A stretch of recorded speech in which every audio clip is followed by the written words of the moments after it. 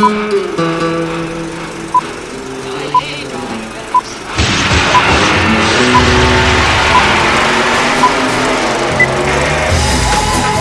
to the Reviews Without Remorse podcast with Joe and Dave. Be warned, the discussions in this podcast will contain detailed spoilers. For spoiler-free reviews of newly released films, please check out our channel Reviews Without Remorse on YouTube and VidMe. Enter at your own risk and enjoy the show. Welcome to the show that will break its ankle to get a shot. My name is David, and I sometimes forget to change the perspective from 2D to 3D. And with me is the only man crazy enough to fly his own helicopter, Joe. I wish, but hello. This is episode 76, and in this show we will discuss Hurrah! Hurrah! It's official! Silver Surfer and Wolverine are coming to the Marvel Cinematic Universe! I might be a tad excited. The cast list for Star Wars Episode 9 has been announced, and has a surprise or two in the cast list.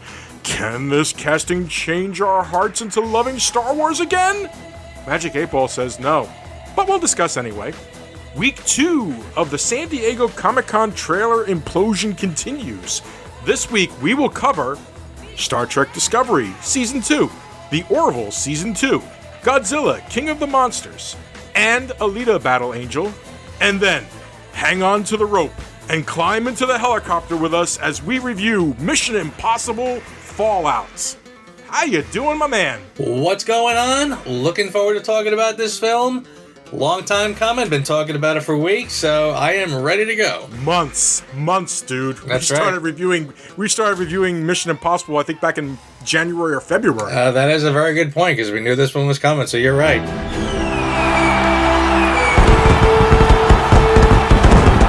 It was officially announced that at the Fox shareholders meeting, the deal with Disney was approved. Now, it doesn't need regulatory approval. Regulatory approval has already been granted. So that's it. It's done. Fox is now owned by the Walt Disney Company.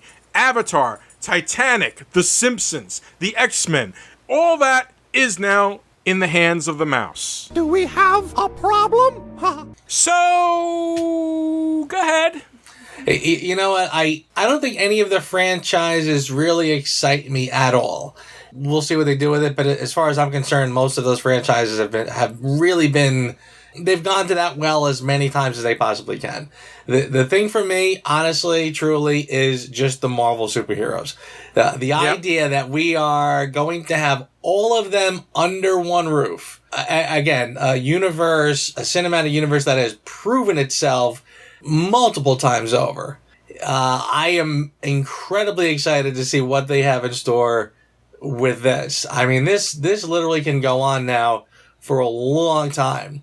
And, I mean, the possibilities are honestly limitless. So I am very excited to see what happens with this. I am really shocked that it's actually happening, to be honest with you. I thought there wasn't a snowball's chance in hell. And we actually, we talked about it. We talked about it way back when. And when it was first rumored. Before it was even rumored. I remember saying, someday we might get a Secret Wars, because you never know if they can get if things keep going and they might get these properties back. And, you said, and honestly, I concurred, you're like, no, never happen. These other companies, they're not going to give up these heroes, these franchises. I mean, it's all they've got. So I'm agreeing with you that even though I kind of had this sort of glimmer of hope, I still thought it was wildly unlikely. I'm thrilled that it's actually here. I'm thrilled we can actually say it's official. Like I said, I mean, there's not much more we can say about it. It's at this point, it's just a geek fest. I'm just totally nerding out over this, and I'm just really, really excited to see what happens. Turn to the dark side and join me. I'll never join you! You killed my father! No, Luke. I am your father. That's not true! That's impossible! And Princess Leia is your sister. That's not true! That's improbable! And the Empire will be defeated by Ewoks. That's very unlikely. Strangely, ironically, on Friday the 27th, the same day that the Fox deal got approved, we got this. Returning cast members include Daisy Ridley, Adam Driver, John Boyega, Oscar Isaac. Joining the cast is, and this is where it gets interesting, veteran Star Wars actors Mark Hamill, Anthony Daniels, and Billy D. Williams, who will reprise his role as Lando Calrissian. The role of Leia Organa will once again be played by Carrie Fisher, using previously unreleased footage shot for Star Wars The Force Awakens. What? First of all, if they're going to use unreleased filmed footage from The Force Awakens, that tells me that that whatever she's doing will not be contributing to the current plot unless they do voiceover or something else. They're just going to shove in some footage to say she was in it. Okay, I suppose that's probably the best you can do in terms of being respectful to that actress. And assuring that she was in all 3 films, fine. It's nice that they're getting her in somehow. Luke Skywalker, whatever. You've destroyed that character already. What's he going to do? He'll show up as a Force ghost, give some words of wisdom, fine. Lando, we kind of covered that already. It'll be nice to see him again playing that part. Good for him. I hope he enjoys his experience making the film. Again, like I said, this is there is no story arc to this current trilogy, and I mean that literally. There is tell me what the story arc is. I don't know. I don't see one. So no, I am not excited for it. But we will see it and we'll review it. The only other thing that is in here is Chris Terrio is co-writing the screenplay with J.J. Abrams. Now, you might remember him from such cinematic masterpieces as Argo, Batman v Superman: Dawn of Justice, Justice League. Okay, so they went and got the big shovel, huh? They're digging that hole even deeper, eh? I don't know. Terrio, the screenplay for Argo is damn good. Sure. So I think the guy has ability. But now I'm wondering how much of that was him working directly with Ben Affleck as opposed to just on his own. I don't know. Right, and I am also willing to concede that, Batman v Superman and Justice League, again, by committee, torn to shreds, so I probably couldn't fault that on any one particular writer. Mm-hmm. Yeah, potentially. I don't know. I read this, and I kind of just... This felt like the announcement of Star Wars Clone Wars Season 6 again. Because I kind of felt like this was them trying to say, oh, here's the redemption for the characters that everybody's been asking for. Yeah, well, we'll see. Right, yeah. They are absolutely in damage control mode. So, whatever they can manage to muster... Look, the bottom line is it's too little too late. This whole trilogy is done. It is done. I mean, seriously, at this point in the original... We had Star Wars and Empire under our belts, and we're anxiously awaiting Jedi. That was a story that you were waiting to see what these characters were going to do. You were waiting to see how they overcome obstacles and defy the odds and whatever. Here, what am I looking for? For Rey to be perfect again, and for Poe to just sort of be there and do stuff. And for John Boyega's character he's probably actually the most interesting character of the whole bunch, but they really don't give him much time or attention, or they keep him distracted with silly nonsense. I mean, he's probably the only one that has a little bit of an arc that kind of appears when it chooses to. But again, am I excited to see what's going to happen with him? Do you think he's going to run off with Rose and have a romance? I don't care. Captain Christopher Pike requests permission to come aboard. Well, Commander, this is awkward, but the best way to get into a cold stream is to jump right in. I'm here to take command of the Discovery under Regulation 19, Section C. Star Trek Discovery Season 2. You know what? I'm going to let you run with this because I think the only thing I've got to say about it is don't care. Tell me where I'm wrong, Dave. I wish you could see his face. I'm not telling you where you're wrong. Okay, so the guy playing Pike, I like his shirt. Everything, and then like they kind of start playing that Lenny Kravitz song, "Getaway." Yeah, right. And I kind of was just like, okay. And then, like, they all get on an elevator, and an alien sneezes on another guy, and I just was like, ha ha! Ha ha! You acknowledge that the Orville is better than you! There you go. Oh, I was like floored. I was like, I'm watching it. I'm bored. It's like all these ships flying around. Whatever. Oh no, we have to search for Spock. It's Star Trek: The Search for Spock remade as a television show. How exciting! The Orville! Told you! Screw you guys! Orville rules. Yeah, all this like high and mighty, highfalutin. This show is so deep and whatever, and it ends off with a sneeze joke, a sneezy on a guy's face, and they didn't even have the courtesy to put that guy in a red shirt. I guess they don't have the red shirts yet. Maybe I don't know, but. I mean, you're messing with continuity. You got Christopher Pike coming on board. He's taking over the Discovery. Blah blah blah blah. Next, can we move on, please? I just wanted to point out that they made an Orville joke, and you know what? The Orville does it better. Yeah, it does. As soon as I saw this, I saw I'm Christopher Pike, and he's wearing the old uniform, and I said, oh wow. They are really scrambling now to try to get some diehard Star Trek fans back on board with this train wreck of a series.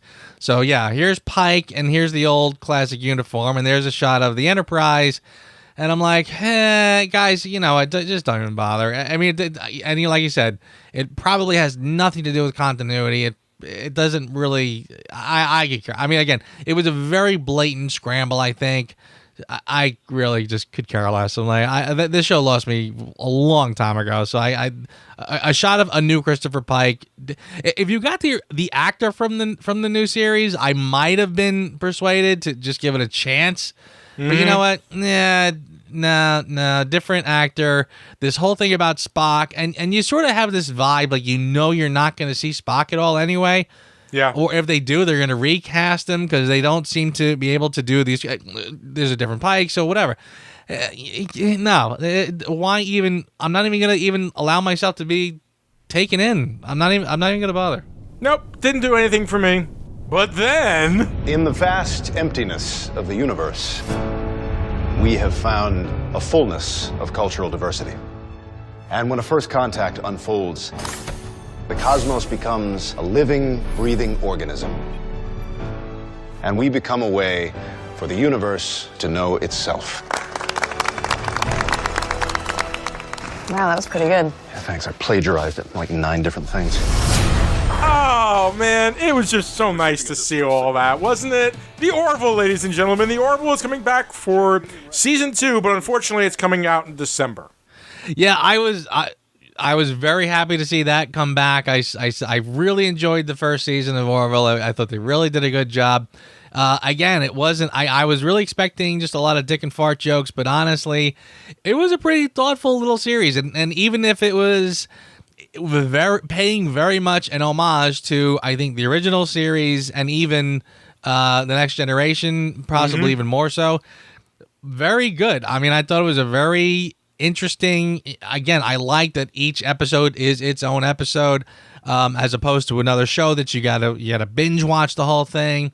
It really did feel like classic Star Trek, oddly, and yeah, I mean, just the jokes, the humor in it was just an addition to the good story. So yeah, I'm very happy to see this one back. I very much appreciated seeing it. I liked his little, welcome to these new people of first contact and so on and so forth. It's like, that was a good speech. Like, yeah, I cribbed it from like 9 places. It's like, yes, of course you would say that. Beautiful, brilliant, funny, still amazing special effects. Brightness, hey, brightness. Isn't brightness awesome? Seriously. Just say it ain't so. It was really, really nice to see it back. I'm very excited to see it come back. And I am looking forward to December, but December is just way too freaking far at this point. Thank you. Point counterpoint, ladies and gentlemen. Star Trek versus the Orville. I know a lot of people are like, stop making comparison. They're not meant to be the same thing. Yeah, they are. They are the same thing. Right. They kind of are. But one's better at it. Long live the king.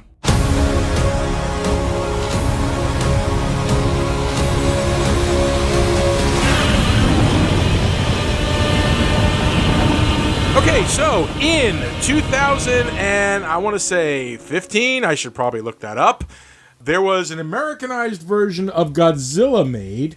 It was directed, 2014, excuse me. It was directed by Gareth Edwards, who went on to direct Rogue One. And it was good. It was fun. It did what it needed to do, and it was enjoyable.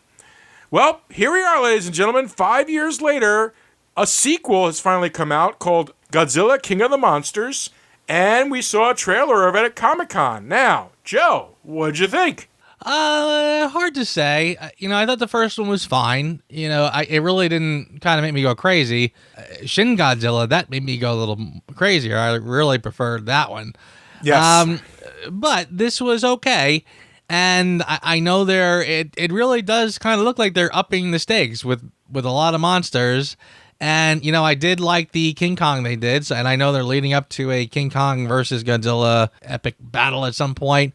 So it was pretty cool. And I liked seeing 11 from Stranger Things. Yeah, actually trying to stretch her wings a little bit, so to speak. Yeah. So I almost sort of hope this works out for her, really. Yeah, listen, it's got potential. It's got some potential to be good, a good, fun Saturday afternoon popcorn flick. Again, the first one was fine. It was serviceable, so hey, I'm open to it. My son was giddy throughout the entire trailer. I was pretty giddy myself. He was like, "There's Mothra, there's Rodan, King Ghidorah." Yeah. He was he was. Mary did the same thing. Again, if you know that old stuff, then yes, this is gonna. Mary did the same thing. She went, "Oh my God, is that Mothra? Oh my God, is that Rodan?" I was like, "Wow, you really remember all this stuff?" She's like, "Of course." Yep. Nope. He's all on board. And honestly, I am too. I really kind of enjoy a good, kaiju movie. So, hey, give me more of that. It was fun. It was fine. It was nice to see, they took the first movie, they added a whole level to it. They're not shying away from the ridiculousness of, the whole concept of Godzilla and just embracing it as part of what it is. And, that makes the difference, ladies and gentlemen. This is a movie that is not ashamed to be a Godzilla movie. This one is proud to be Godzilla, gosh darn it. Right down to him just lifting his head up into the air and just firing his freaking fire breath straight into the sky. Beautiful stuff. When I found you, your very human brain was miraculously intact. It's the loneliest feeling not to know who you are. In time, you'll remember. Alita Battle Angel. Now, they had a small teaser for this a little while ago. We finally got a more fleshed out trailer at Comic-Con. I found that the eyes have improved. In the first one, the eyes were way too uncanny valley. And I feel like in this trailer, they've done some work on it and it's still not 100% correct, but it's better. The first one, the eyes are just like taking up half of the goddamn head. But whereas now they're more in line, they revealed a little bit more of the plot. I'm more intrigued now than I was initially. And I like the look of it. I like the stylization of it. I think that if anybody can pull this off, it's Robert Rodriguez. I mean, they gave him $200 million to do this movie. This is a guy that made movies for barely half of that. So I am really, really curious to see what he can do when he's got like an unlimited budget. I think he probably has done movies for 1% of that. Yeah, not 100% sure, but I am curious. I'm much more curious now than I was before. So yeah, lay it on me, man, as far as I'm concerned. Your mission. Should you choose to accept it? I wonder, did you ever choose not to? The end you always feared is coming. And the blood will be on your hands. The fallout of all your good intentions. Ethan Hunt and his IMF team, along with some familiar allies, race against time after a mission gone wrong. Written by Christopher McQuarrie, based on the television series created by Bruce Geller, directed by Christopher McQuarrie, Mission Impossible, Fallout. Wow! Yeah. After you. I'm letting you go first. Yes. Just wow. And I want to start out with a little piece of trivia that I heard. This comes courtesy of my brother Mike and his wife Jen. And it Hi, checks Mike and out. Jen. Thanks for listening. Apparently, Tom Cruise, in the filming of this movie, was 5 years older than Wilford Brimley was when he shot Cocoon. Holy fudge nuts. Is that amazing or what? The man climbed up a rope into a helicopter. The man jumped from building to building. And broke his ankle. The man piloted the helicopter for like 90% of the scenes. And had to learn from scratch how to fly a helicopter to do that. Yeah. Wow. Dude, you know what? He may be in some strange, weird-ass religion, but you can't take away from the guy's guts and determination. He is the best walking commercial for Scientology ever. I mean, if these people are busy making deals with the devil, hey, sign me up. I don't know what it is, but you know what? It's to the benefit of us because this movie is 1,000 times better. Yes, absolutely agree. Watching all the stunts, all the action. This is still this is the pinnacle of action films. We've said it a couple of times, and this pretty much puts the nail in that opinion as far as I'm concerned. I completely agree. And honestly, I kind of feel like we sort of had the hunch that it was going to be spectacular. I mean, again, we've been talking all along about how this franchise has gotten better with age and done nothing but improve upon itself. And this one is no different. It's absolutely spectacular. I genuinely can't remember the last time I had such a literal adrenaline rush by watching a film. I mean, my heart was pounding throughout a lot of the scenes in this film. And I honestly can't remember the last time I saw something so well done, so well put together. I mean, this is... it's the antithesis of other films that, again, where everything is on green screens, everything is CGI'd. This is just hardcore, classic filmmaking and pushing yourself, pushing your team to its limits to actually get such a thrilling piece of film. I mean, I'm kind of in awe, frankly, dude. I as excited as I was to see the movie, I really said to myself, there's no way. There's never been a film series ever that has improved as it's gone along. Yeah. There's been waves. It goes up and down like the frickin' stock market, but it never has gone up and up and up and up, both in its action and its quality. And this is one of those... This is the rarest of series that does that. Yeah. It did it. You figure after hanging off the building in Ghost Protocol, it's like, well, how could they frickin' top that? So they hang him off the side of an airplane, and I'm like, well, how the hell can they top that? That frickin' helicopter chase is the most amazing piece of cinema I can think of right now. Yeah. I completely agree. I mean, the whole thing was spectacular. I honestly, I would love to see this again when I saw it in my local theater, and honestly, and again, the screen was fine, the sound was fine, but now I want to go back and see it in IMAX, because I mean, it was just that good. Yeah, they used IMAX cameras for that entire helicopter scene. Yeah. So you definitely want to do that. And it's so great too, because so many films, again, their best action set pieces are usually like, 1/3, 2/3 of the way into the film, and then they kind of struggle to keep the energy going towards the end. Not this one. This one just started off spectacular, kept a phenomenal pace, got better and better to that epic climax. I mean, they really know what they're doing. We're going to leave it right there with we recommend this movie because we're going to start talking spoilers. So if you still haven't seen the movie, I mean, I know we start off with that big spoiler thing at the beginning, but I figure this is a good point. We've been vague because we're going to have to start getting into some specific spoilers. So that's it, ladies and gentlemen. For those who haven't seen it, please go see it. Come back next time.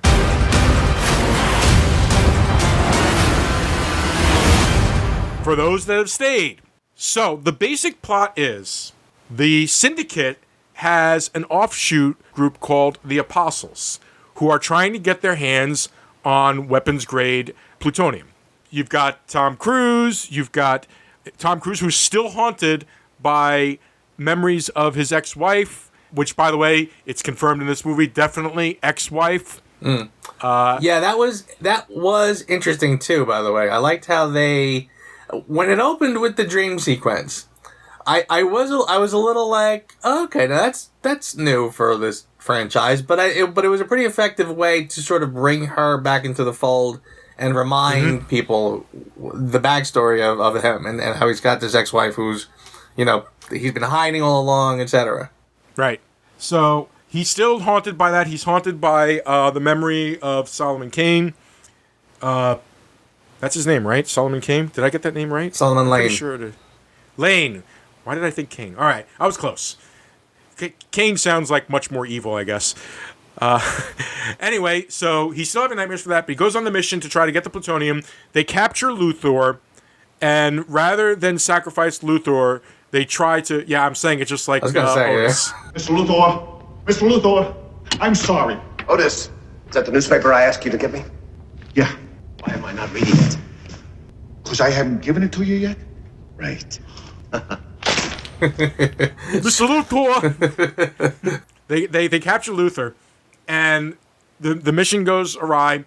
The radioactive items are in the wind. The next scene we see is Jerusalem, Mecca, and the Vatican have been destroyed. And this led to a really clever god darn scene to start the movie. Yeah. And so reminiscent of the original TV series. I mean, they really did a lot more closer to the original TV series in this than they have in most of the other movies. That whole fake out thing is like right out of the series. Even the music. Did you notice that they had some of the music beats from the original series? You know, that little beat. Da, da, da, da, da, da, da, da, da, da, da. I didn't. Well, first, I did notice the score was awesome. By the way, that was one of the things I did want to mention. I thought the score in this film was really good. Yes. I probably didn't specifically pick up on those beats, but nicely done. Oh, I did. I completely did. You know, whenever they were planning and stuff like that, because in the TV show, that was the music that was played in the background during their planning scenes, or even their execution scenes. So they used it very, very effectively here. So we get that fake out, and I mean, I kind of like semi saw the fake out coming, but it was so well done that I still enjoyed it. I did too, and it's funny you say that because honestly. Again, and I can't really fault the movie for this, but I did sort of get a feel of you know, I know this franchise well enough to know that nothing is as it seems. And I said to myself, this could very easily become like, you know, like you said, a fake out. So I did kind of see that there were actually a couple moments in this film that I sort of felt like I could see the next step. Right. Again, it's probably just my familiarity with this franchise and not so much the fault of the film. We'll get to that when it comes, but yeah, I kind of did sort of have a hint myself. Yeah, it was relatively, you know, easy to see coming. It was funny that they actually used Wolf Blitzer to do in the movie. Oh, and how happy was it to finally see Benji actually got a mask. Use it. He finally got his mask. As soon as that happened, I thought of you and I said, there you go, Benji got his mask. He got his mask twice, as a matter of fact. He did, and used it effectively. Both times, I felt. Yeah. So we have that beginning. We find out that the apostles are trying to get Lane back. It becomes a whole... It's kind of a straightforward and yet complicated plot, if you think about it. Yes. I don't know what else to say except, you know, they have to go. Now they have to find this woman called the White Widow who is going to broker the deal between the apostles and her to move the uranium or whatever the case may be.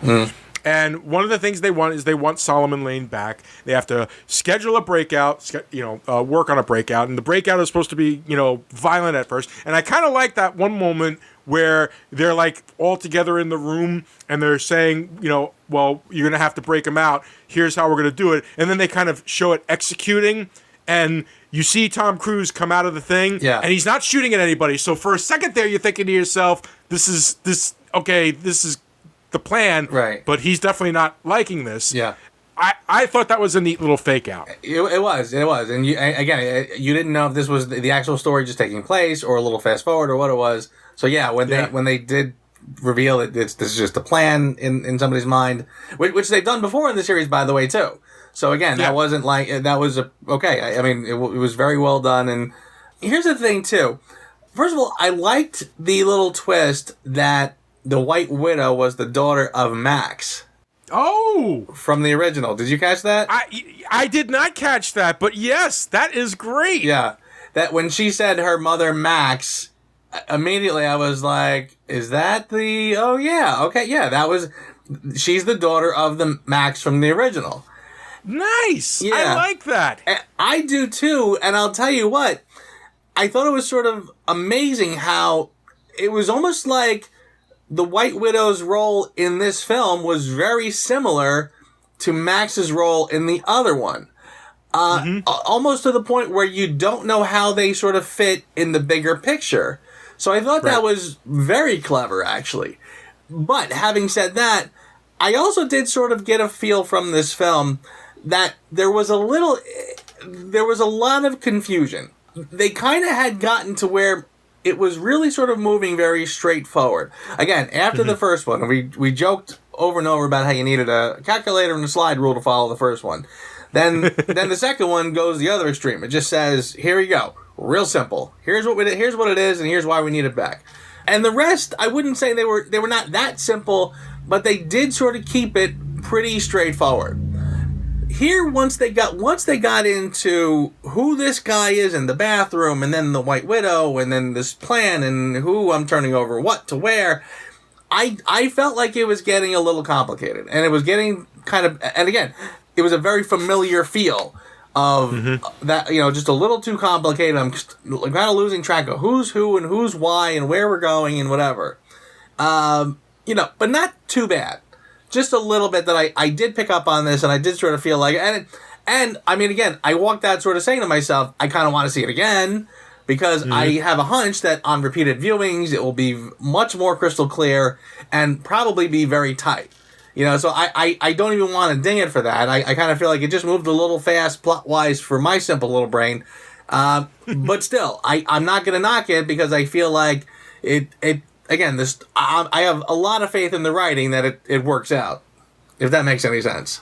No, it does. McQuarrie wrote a very solid screenplay and told the story very, very well. It is a bit complicated and yet simple. It's a relatively straight line, and yet very much, I guess, almost like a victory lap of sorts, because it does kind of go straight back to the beginning of the series with this. It offers hope for the future. It offers great character moments, logical progressions for the characters. I feel, Rebecca Ferguson's character, Ilsa Faust, having to prove herself to MI6 again by taking out Lane, that felt like a logical progression for the character.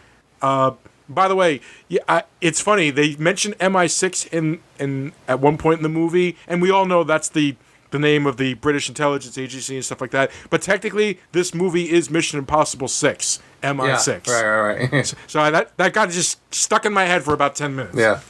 All right, this leads to the breakout. This leads to a great chase between Ilsa versus Ethan through the streets of Paris. Yeah. And once...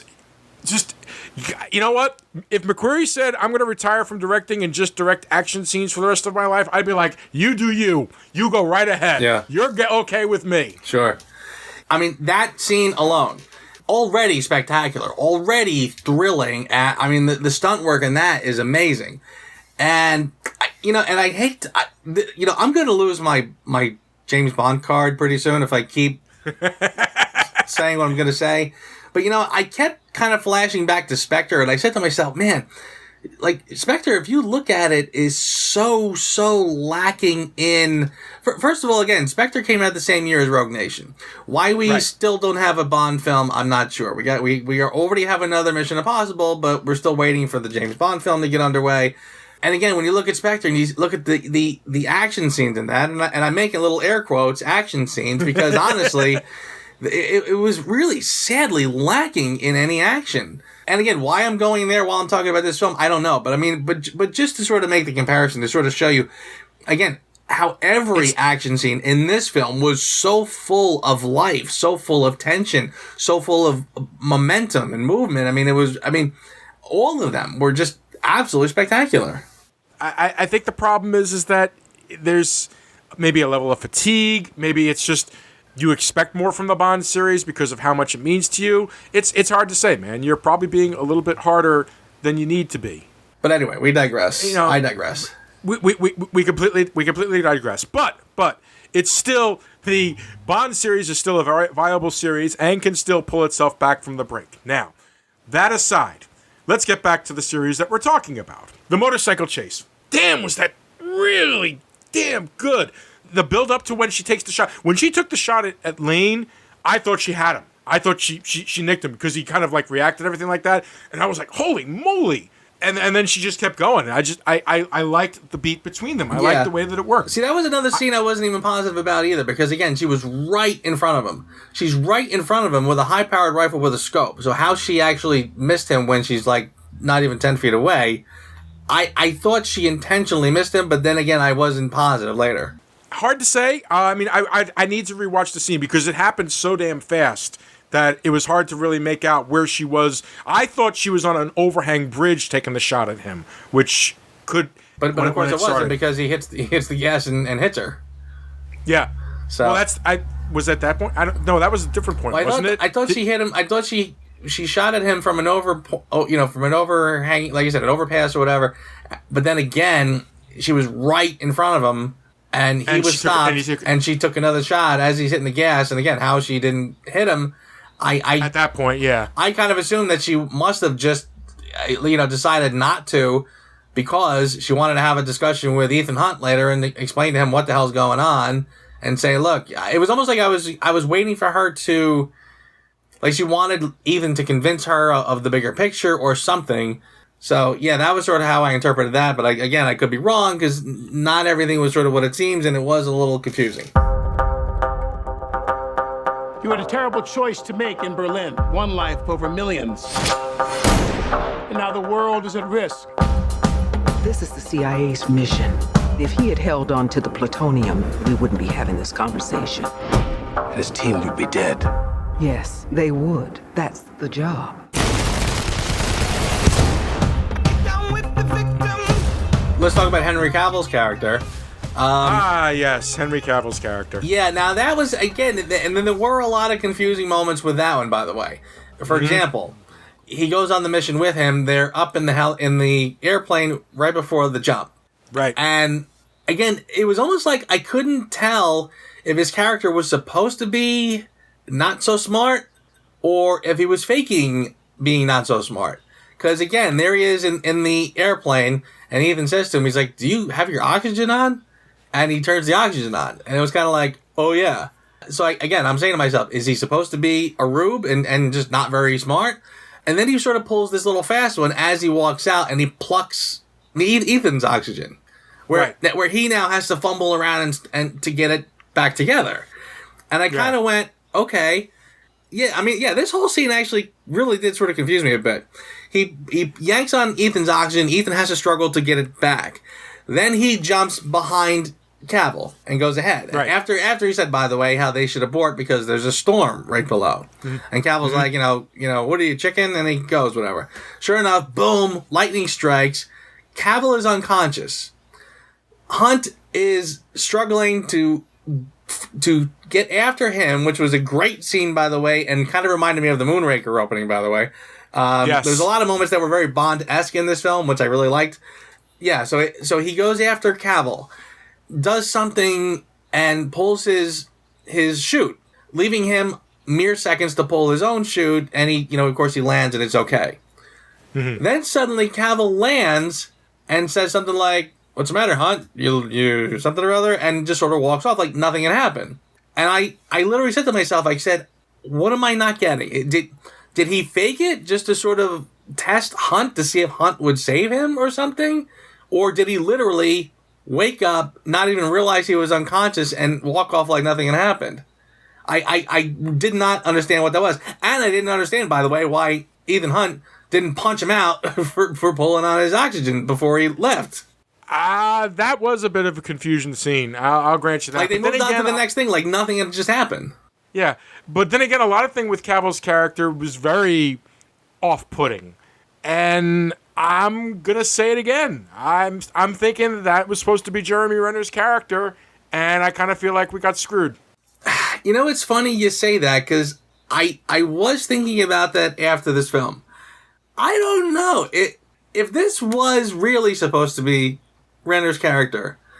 Does that mean that he was a traitor all along?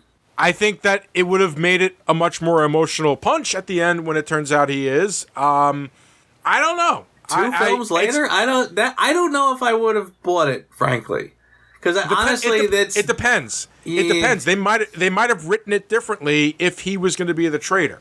I don't know. Yeah, I don't. Or maybe it's hard. We won't know. We won't know until there's Mission Impossible 7, I guess. Yeah, I'm not sure. Because, I mean, seriously, that would mean Jeremy Renner's character was literally the villain all along. And again, the showdown, I mean, it worked pretty well because Cavill's a big guy. So, like, when he threw a punch, and would knock somebody flying, you sort of bought it. I don't know if I would have gotten that same vibe from Jeremy Renner's character. If it was him and Ethan at the end squaring off, I don't think it would have been quite as imposing or intimidating.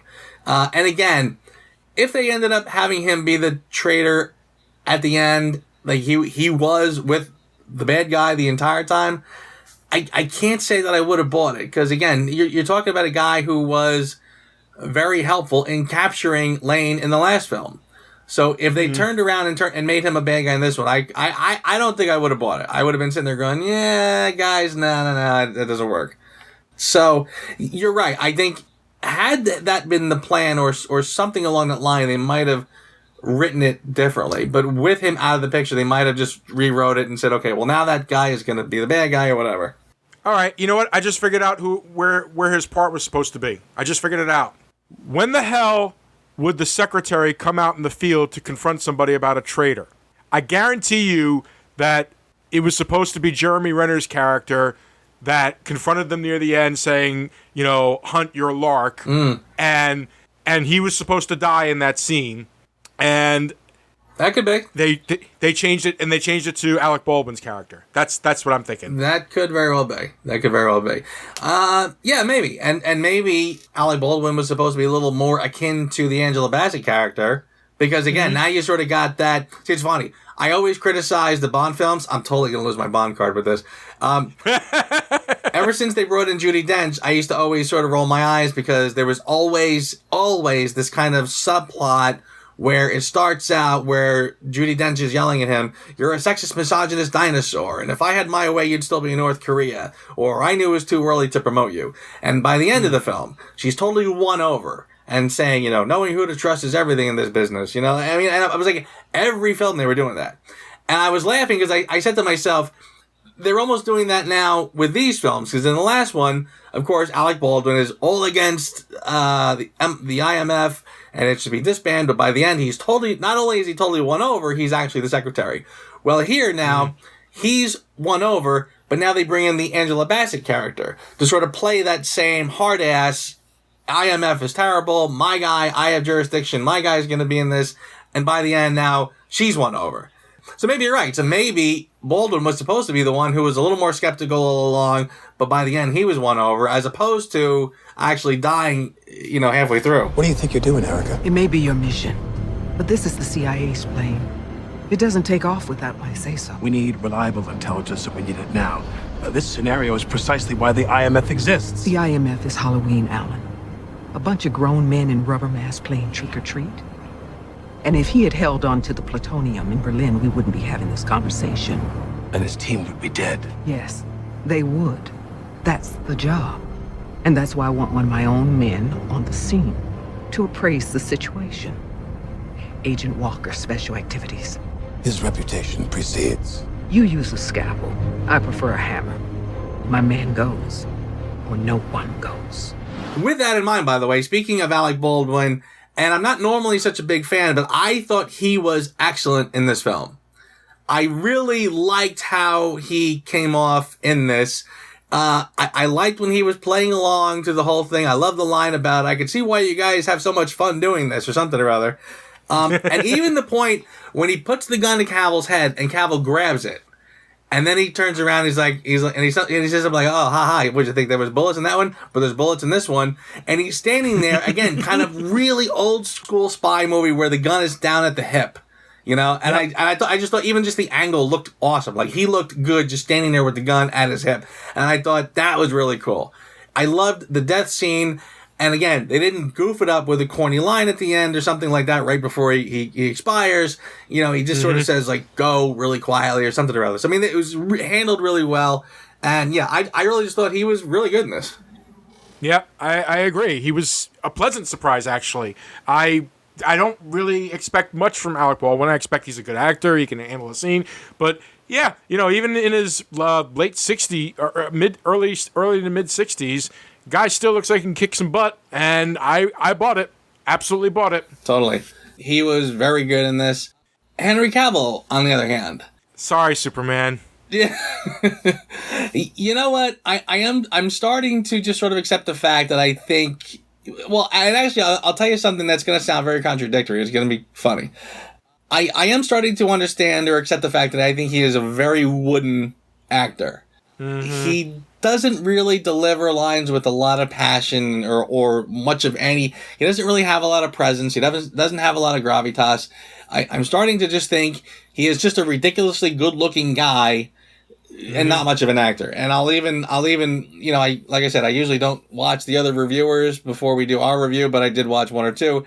And there was one guy who sort of said, I think we can stop blaming Zack Snyder for this and just accept the fact that I don't think he's all that good. But having said that, I'll tell you something a little ironic. I am starting to believe now that I think Henry Cavill would make an excellent James Bond. Really? Yeah. He was always sort of on my short list, and I always thought, like, well, he's good looking, he's whatever. You know, the fact that he's not that... there's a word I'm looking for, but he doesn't have a whole lot of panache, you know, he doesn't have a whole lot of flair. But, you know, it's funny. I'm starting to think, well, first of all, he should just stop taking roles playing an American. Because I think once you see him in interviews, and once he speaks with his British accent, suddenly he sounds just a little more lively. So maybe he needs to stop just trying to sound like a dead wooden American. Like in that line of Batman v Superman, the next time you see the signal, don't go to it. The bat's dead. I'm like, wow, that is a dead flat delivery, and I could never quite I'm like, why is he so flat? But seriously, when he speaks like a British, he kind of livens up a little bit. And frankly... like a British. Well, like a Brit. So frankly, I kind of think he would probably do just fine as James Bond, because again, he's good looking enough. He when he speaks with the Queen's English, he sounds pretty good. And frankly, I kind of feel like the next Bond would be sort of just a return to, you know, not so brutish, you know, dark as we're getting with the Craigs, and maybe just back to something a little more fun, a little more polished, a little more kind of Roger Moore, Pierce Brosnan-ish. He might, I kind of think now he could pull that off just fine. So maybe, you know, stop trying to put him into these kind of other roles, get him out of that stupid Superman costume, and just put a tux on him and let him be handsome. Because I kind of feel like that's sort of where his strength is. But yeah, I really did find that he was, again, the mustache can only go so far when it comes to carrying your role here. So yeah, he was a little wooden in this, but again, not in the way that I would give it a major ding by any stretch. I will, because frankly, he was kind of the linchpin, and he needed to be. Okay, fine. When the time came for him to have to be intimidating, it worked. He was, but I never really bought him as this, you know, criminal mastermind at any point. Right, yeah. Well, see, but that was the thing. I didn't quite get what they were going for. I mean, when they kind of... I didn't understand if they were trying to make him a criminal mastermind or just the brainless flunky of a criminal mastermind. Again, I didn't quite understand why he sort of seemed so inept in the beginning. That whole scene with the skydiving, again, he comes off as being like the dummy that now is going to be a burden to Ethan Hunt in trying to get the mission accomplished. The fight in the bathroom, again, like awesome fight, by the way, spectacular fight scene. But as far as his very much so. Yeah, I mean, awesome. But as far as his character goes, like he smashes the guy in the face with the laptop, and of course they open the laptop, it's destroyed, and Hunt is like, now what? What am I supposed to do? So the whole time they're sort of making him out to be a dummy. Plus, he falls for the bit with Benji in the mask later on during the interrogation scene. So again, they don't really make him out to be a genius in this film. No, but you could also say that maybe he is. Maybe instead what he was doing in those scenes was not necessarily being stupid. Maybe he was consciously doing something that could be forgiven when it sabotages the mission. Yes, I mean that's a possibility. Again, I don't buy it. I'm just letting you know. I'm just telling you how I think they're going to explain it. Yeah, and that could very well be. I would think that if I am in his position, I'm here to follow Hunt along to see, where he goes. It's like, for me to blow his cover or ruin the mission so early doesn't make a lot of sense because I want to see where he's headed with this so I can head him off at the real pass.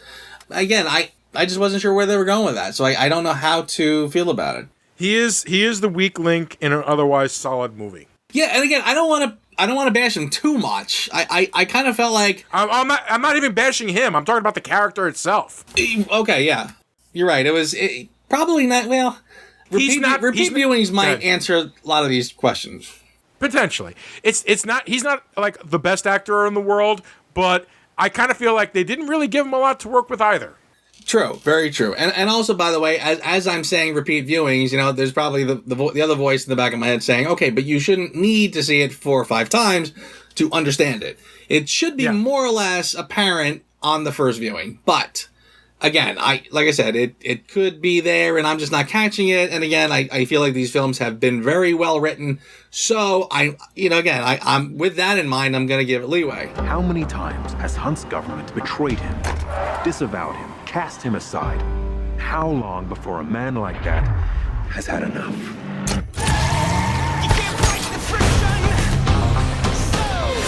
But what score are you going to give it? It's time. Yeah, it's that time, isn't it? It's funny. There is a part of me that is very tempted to give the sucker a 10. This is a spectacular action film. This really does. Again, it raises the bar. It had already set the bar really high, and now I think it's raised it even more because this was like a nonstop action, suspense, everything. My adrenaline was legitimately going. I was on the edge of my seat for a lot of these scenes, especially the finale. Yeah, indeed. And again, I gave the last 2 9s. I think I said, I gave them 9s, and I just said I feel like it's going to be even better, and I do feel like this is even better. Again, I don't think it quite hits perfection for the reasons that we said. It is a little more confusing. It is kind of getting back to some of the older, little more confusing films. Mm-hmm. Again, they're supposed to be espionage. They're supposed to be twists and turns. So again, I don't want to completely ding it for that. But I will say that because of that, it does fall short of, a 10. So right. I am absolutely going to give this a 9. I kind of feel like it's a high 9, frankly. It's a spectacular film, one of the best this year easily, and I highly encourage people to see it. It's definitely not going to disappoint. I also gave it a 9. I enjoyed the ever-living heck out of it. It is definitely my top 3 of the summer of movies. I won't say which order that is just yet because that'll happen during the postmortem before we do the best of 2018. Mm-hmm. But yes, this was definitely a 9. This was definitely a solid entry. It was well performed, well written, well directed, astounding action sequences that, just like the last movie, I said to myself, how the hell are they going to top this one? So I don't envy Mission Impossible 7 or Tom Cruise at this point. In fact, I am reasonably sure, Joe, that Tom Cruise's career ends with died doing a stunt filming Mission Impossible. That's how his career ends.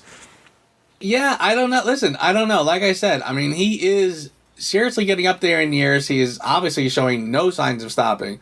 You know, I've heard people say the reason he is so good is because he is legitimately nuts. And I think there's probably a lot of truth to that, honestly. But having said that, again, he doesn't seem to want to stop. I did get a sense of closure with this film. I don't think they did it enough where they can't do another one. I don't think they actually, you know, painted themselves into a corner by any stretch. If they want to do another one, they certainly could. But there were a lot of moments that I did sort of get a sense of closure. So if they ended here, that could very well be, and I think it's a perfect way to go out. Talk about going out on a high note. An extremely high note as far as I'm concerned, and it's probably doing Buffalo box office. I haven't looked it up yet, but I'm sure it's doing a wonderful, wonderful job. But yes, I had a great time. It was action-packed. Liam loved it. Oh my God, when they were doing that chase scene in the cathedral, Liam had just gone to England. And he'd gone to the cathedral. Nice. So he, as they were running in there, he was just grinning like nobody's business. Like, I was just there. That's awesome. Indeed. But, Joe, who asked you?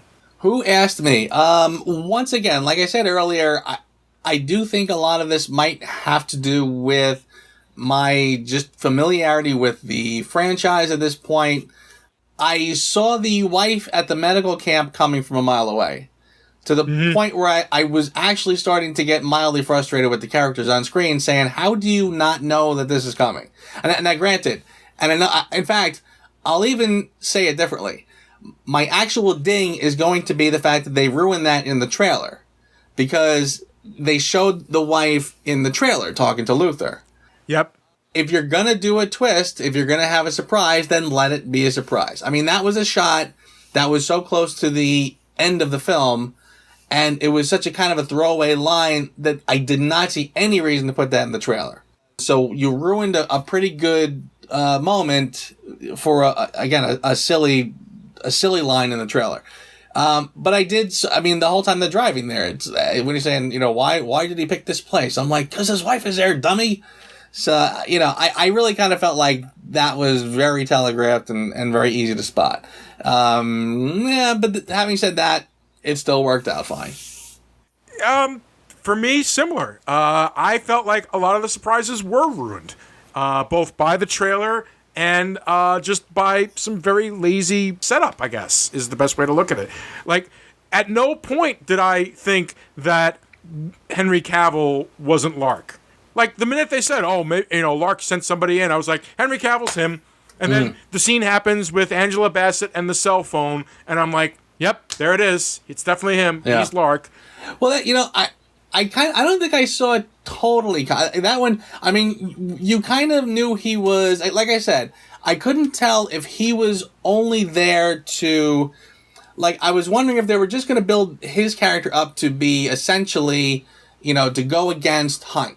Like, put it this way, like the scenes prior with Jeremy Renner's character, where he's getting fed up with Ethan's wild ways, and he's like, no, we got to call this in, or we got to do this. And Hunt's saying, no, we can't do that. At first I thought that was simply what he was going to be. He was going to be the guy who was nearby and has had enough, and now Hunt's got to battle this guy while he's going after the bad guys. Yeah. When he hands over that cell phone, I did sort of say, wow, okay, well, I know he doesn't like Hunt. I didn't know he didn't like him that bad, so where's this going? I didn't quite get it. I was not expecting him to be full-blown in cahoots with the bad guy. So I didn't see it coming as quickly as you did. Yeah, no, they had a shot during the big bathroom fight where the guy's cell phone got broken, and when he hands the cell phone to Angela Bassett, it's clean. That's when I knew he was Lark. Yeah, exactly. Yeah. But yeah, the twist with the wife at the end, I mean, again, they had 2 full-blown dream sequences with the wife in it. So I mean, the rule of threes, you knew at the end that she was going to be part of it. So I understand you had to sort of remind people of who the wife is. But that, again, 2 dream sequences, I thought at that point, all right, that's wildly telegraphed. Yeah. Honestly, you know what? For these movies, just don't even show trailers anymore. Just show Tom Cruise hanging off the side of a helicopter and say, coming soon. We're coming. That's all you got to do. Yeah. We are absolutely positively coming. You don't worry about that. Yeah. I'm sick of the trailers ruining everything. That would have been a nice surprise for him to turn out to be the traitor. That would have been a nice surprise to have Julia show up near the end. But no, all gone. Oh, thanks, trailer. Thanks, trailers. All right, but Joe, for your consideration, what really made you happy? I tell you what, I kind of feel like this is, again, I hate to show my lack of creativity here, but I'm going to go with Tom Cruise's ankle. As opposed to just saying Tom Cruise. I mean, I feel like, look, again, the guy, I don't know if you saw the actual clip where he actually breaks the ankle. I saw the clip. It is not pretty. But again, he did it, hung on, and kept on going. I mean, and they used that scene in the movie. They did, right. I mean, this guy, seriously, his dedication to his craft is unparalleled. He's actually, you know what? I made the joke about Wilford Brimley. Roger Moore in A View to a Kill was only 2 years older than Tom Cruise is here. Okay. Jesus now again, Christ. All Roger Moore is doing in that film is sitting in the car against the black screen, looking around, going, "Oh, look left, oh, look right," while the stuntman is doing everything. Now again, I'm not going to fault Roger Moore. I mean, that was a different time and it was a different world, and frankly, in those days, producers would not let their stars do the stunts that Tom Cruise is doing for the reasons, again, because if they lose their head guy, that film is shot. But seriously, you have to give it to Tom Cruise in what he's willing to do. He's riding the motorcycle. He's flying the helicopter. He's holding the camera while he's flying the helicopter, for God's sakes. Or what? He's operating the camera. He's in there by himself shooting this. So, I mean, seriously, this guy, the lengths or the heights, pun not intended, that he's willing to go is honestly mind-boggling. I mean, this guy's doing everything. I mean, seriously, this guy is a walking advertisement for Scientology. People are going to see it and see, like, this guy's like a superhero, like a real-life superhero. So, they're going to say, sign me up. Give me whatever you injected into Tom Cruise, I want some, So, I really just have to give it to him and just say, seriously, Tom Cruise, thank you for Mission Impossible. I will agree with that. That's a good one. Me, I gave my props to Tom Cruise and the stunt crew last week. I'm giving it this week to the bathroom fight. Nice. That bathroom fight was outstanding. Absolutely. I mean, we saw snippets of it in the trailer, and I still think it gave away too much, but holy smokes, what a visceral and beautiful fight that was. In fact, you know what I found out? The guy who played Lark, the Asian guy who played Lark, he's actually a stunt coordinator. He was the one who choreographed the best fight in the entire Star Wars Last Jedi, the scene in the throne room with them against the three people. Okay. He choreographed that, and he was one of the guys under the masks. Oh, very nice. Okay. Right? And he choreographed this scene as well. This guy, whoever you are, sir, I'm sorry I didn't catch your name. Yeah. Hold on, I've got my IMDb up. No, I don't have my IMDb up. Damn it. But whoever you are, sir, I'm going to be watching out for you. Yeah, I tell you what, that is pretty cool, and I like the fact that they had a chance to give that stunt coordinator his 15 minutes, frankly, like to just use him as opposed to bringing in an actor and swapping out a stuntman. Let the stuntman just be the actor, and it worked out spectacularly. We're talking. I completely agree. I think that has got to be now the new best fight scene on film. And I'm talking about, I loved how reminiscent that was of like the bathroom fight in True Lies. Mm-hmm. Yes, I was thinking that myself. Yeah. Between that and the fight, I've always said the fight in Die Hard with McClane and the long blonde-haired guy, whatever, I've always felt like that was got to be one of the best fight scenes ever. This one, I think it takes the prize. I think they really, again, raising the bar on everything. And that fight scene was awesome. Tell me about it. What a great flick. What a great time. Highly recommended, ladies and gentlemen. Please go see it.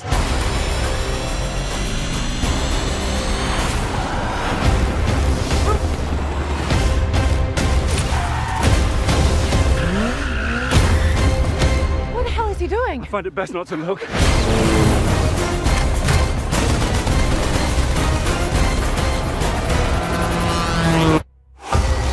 Completely agreed. This is a franchise, honestly, that I feel like the Blu-rays should be on everybody's shelf. This franchise is absolutely spectacular. I'm sad that we're finishing it, frankly. I feel like I've spent the last 3 weeks just kind of gush. So it'll be nice to, poke some holes in something for a change. I mean, it's a lot easier to talk about how a movie sucks than just to gush about how wonderful it is. But, I mean... Well, I don't know, man. We'll have to see, because coming next week, we are going way back. Way back to 1989. Yep. For the original Michael Keaton Batman. God, that Danny Elfman soundtrack is awesome. Yep. Yeah, and that's going to be a weird one, because that's going to be... I'll be curious to see... Now, again, I'm talking to one of the biggest Batman fanatics I've ever known, and I don't know if we've ever actually really talked about these films too much. I think I remember you liked it enough, but, nowhere near the Nolan trilogy, yeah, I'm looking forward to that conversation, because, there's, needless to say, there's a lot of ups and a lot of downs. So it's been a long time since I actually sat down and watched these films. I am very curious to see. It has been a while since I've actually sat down and watched it. So I'd be very curious to see what my reaction is as well. So, yes, I am looking forward to doing that. We're going to... I guess we're going to be covering the Batman. We've got... The schedule's kind of weird for the next couple of weeks, ladies and gentlemen, and Joe and I are going to, get that covered and everything. But yes, next week is Batman. Yeah. Same bat time, same bat channel. Looking forward to it, my friend. Indeed. So, Joe, thank you. Excellent frickin' episode. Excellent frickin' movie. Excellent whole franchise. I completely agree with you. Good one. And like I said, hate to put it to bed, but we will be back with more fun stuff. Yes, indeed. Until next time, ladies and gentlemen, you have a good night. Joe, have a good night. See you next week. Thanks for listening to the Reviews Without Remorse podcast with Joe and Dave. Join us here every Thursday for a new episode. And be sure to check out the Reviews Without Remorse channel on YouTube and VidMe for spoiler-free reviews of new releases, as well as in-depth discussions of current and classic cinema. If you enjoy this podcast, please consider becoming a patron. You can find our page at patreon.com. As little as $1 a month goes a long way. All clips in this podcast are used for commentary and critique, and is considered fair use. No copyright infringement is intended. And as a child, I built C-3PO. Huh? And the Force? Well, that's just microscopic bacteria in your bloodstream called midichlorians. Look, if you're not going to take this seriously, I'm out.